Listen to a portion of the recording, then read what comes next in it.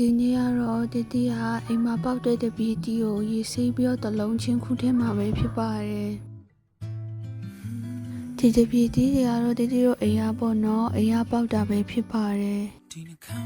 ဒီတပီတီတွေကတော့အသေးမျိုးပေါ့နော်အကြီးမျိုးတော့မဟုတ်ဘူးသူကအရသာတွေတော့ရှိနေပြီအရင်လည်းအရသာရှိရဲ့ဒီတပီတီတွေသေးပေမဲ့လည်းလေ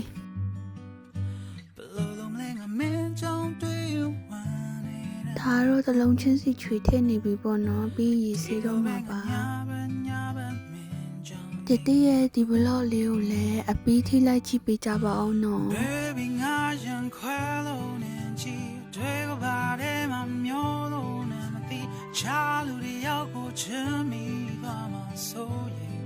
စပီတီအသေးလေးနဲ့တောင်တူရပေါ့နော်တပီတီတွေကအဲ့တိုင်းကြည့်လိုက်လို့ရှိရင်အခုကမိုးရွာနေလို့နီပူရဲ့ရက်တွေကြလို့ရှိရင်ဒီရဲ့တပီတီတွေကိုတတိယနီပူလမ်းပြီးတော့မှတပီတီကိုများထိုးလို့ရမလားပေါ့နော်အဲ့ဟာမျိုးလဲလုပ်ကြည့်မလို့အဲ့ခါကြလို့ရှိရင်လဲဘလော့ရိုက်ပြီးတော့တင်ပေးပါအောင်မယ်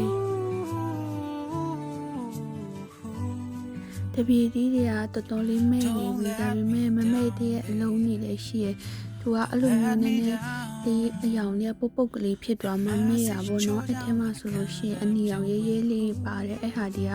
မမဲ့တွေပါဘူး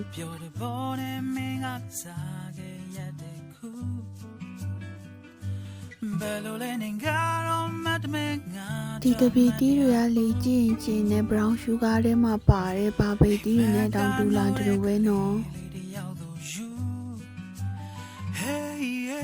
တပီတီတွေကလေနှစ်တိုင်းပေါက်နေတာခြံထဲမှာဒါပေမဲ့မခူးဖြစ်တာပေါ့နော်ဒီနေ့တော့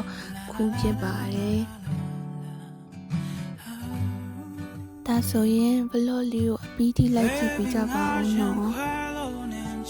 ဗီဒီယိုရိုက်ထားနည်းနည်းများတော့ဗီဒီယိုကိုနည်းနည်းမြန်ထားတယ်နော်တပီတီတွေကကျင်းကျင်းနဲ့စားချင်ဆိုင်နော်တကယ်ပါကြောက်လို့ Cause I love you Yeah Cause I need you ကြည့်ပါဦးဘာပဲလုံးလေးကြားညာပဲနော်ဒီတွေနဲ့မူ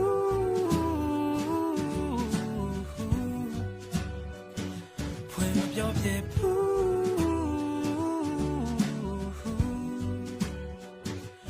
Cause I love youလှုပ်ချင်တာတဲ့စောချင်တာများများပေါ့နော်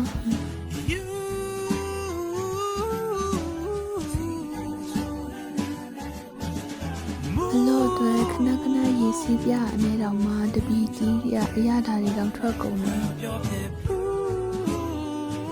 အပြင်မှာလည်းအတီးရဗီဒီယိုထဲအတိုင်းပဲအဲ့လိုပဲဆိုပြီးညာပဲပေါ့နော်